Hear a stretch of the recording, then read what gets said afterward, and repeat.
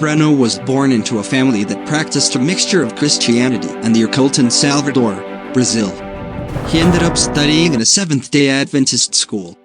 At the school, he had a teacher who stirred his interest in reading the Bible. But Breno grew up into a rebellious teenager. As he participated in parties and drank alcohol off campus, the school rules began to annoy him. It seemed like the school forbade everything. The girls could not wear earrings. The girls could not wear short skirts. The girls could not wear nail polish.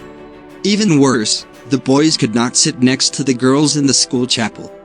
The school's rules for Christian behavior did not make sense to him, and he questioned all authority. When Breno graduated, he stopped going to church and reading the Bible. He became a staunch critic of Christianity.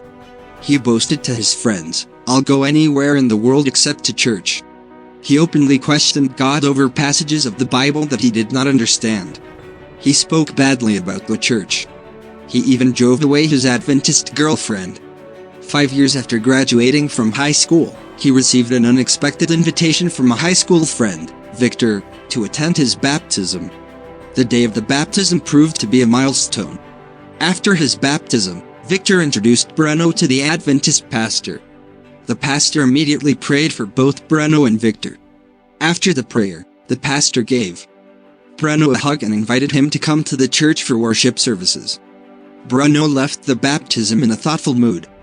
The pastor's prayer and warm welcome had touched his heart. He wanted to go back to the church. Breno returned to the church for Sabbath worship services, and there he met God for the first time.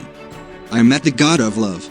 Through the pastor's sermons, he learned more and more about Christ, his gospel, and his grace. Breno's eyes were opened, and years of negative thoughts disappeared. He felt welcomed and loved by the other church members, even though they didn't know him. They reflected the love of God that he was hearing about in the Sabbath sermons. Shortly after Breno returned to church, he began to take Bible studies with a pastor. Then, during the COVID-19 pandemic, on a very special Sabbath, he was baptized. Now Breno understands that his friend's invitation to the baptism changed his life forever. "Christ has changed my life completely," he says. "In a short period of time, I went from being a critic to a disciple, not because of my own merits, but because God's will is good, perfect, and pleasant."